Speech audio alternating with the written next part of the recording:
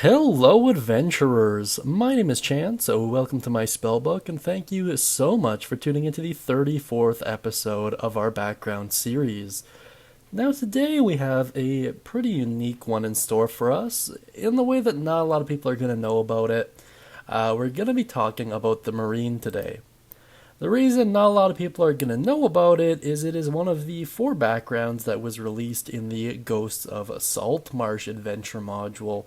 And for whatever reason, every metric I've looked at puts Ghosts of Saltmarsh towards one of the least popular adventures.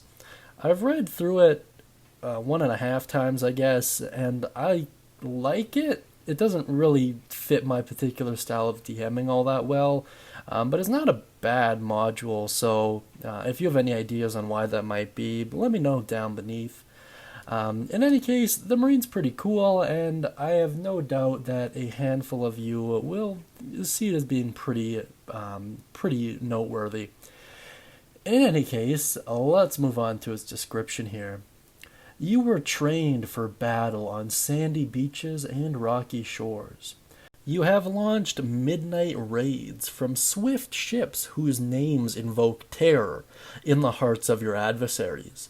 The water is your second home, the rain your shelter, and the crashing waves your battle cry.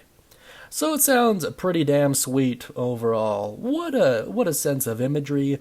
Ghost of Saltmarsh is kind of written in this kind of a way, so it makes sense within the confines of the adventure module, but it really stands out in terms of a lot of the other descriptions. Maybe with the exception of the other Ghosts of Saltmarsh and maybe even the haunted one from the Curse of Strahd campaign. In any case, let's move on to its mechanics here. Under skill proficiencies, you will gain access to both athletics and survival, which means this is one of the few backgrounds that offer athletics as a skill proficiency.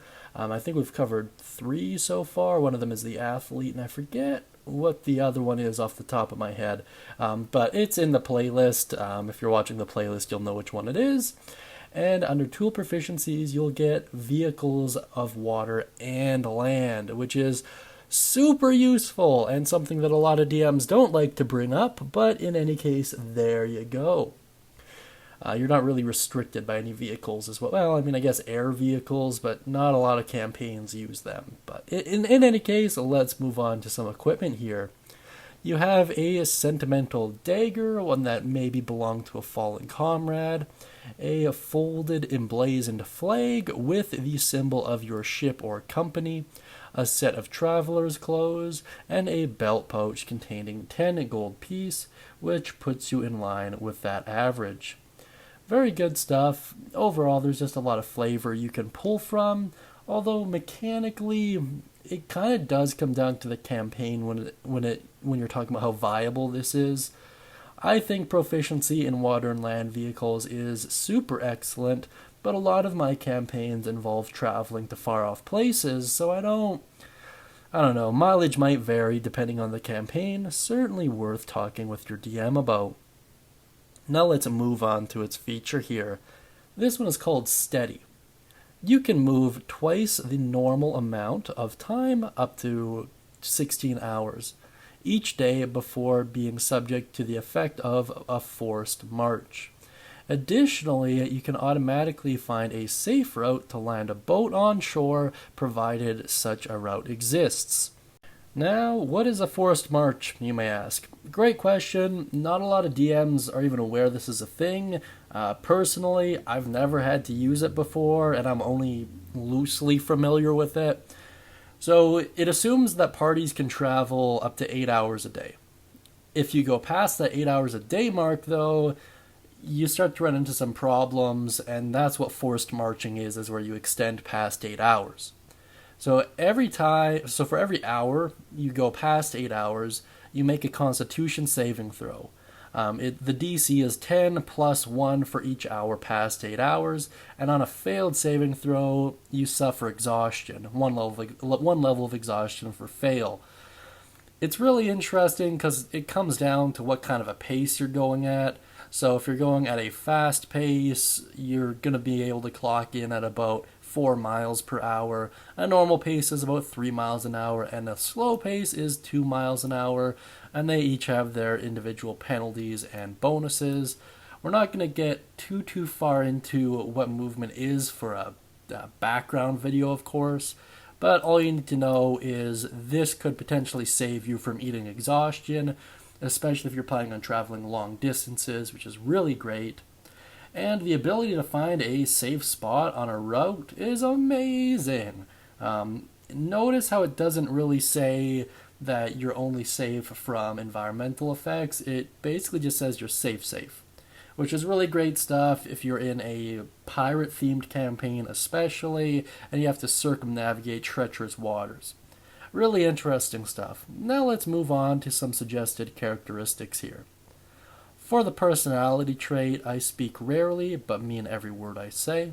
For the ideal, teamwork. Success depends on cooperation and communication, and that will put you towards the good alignment.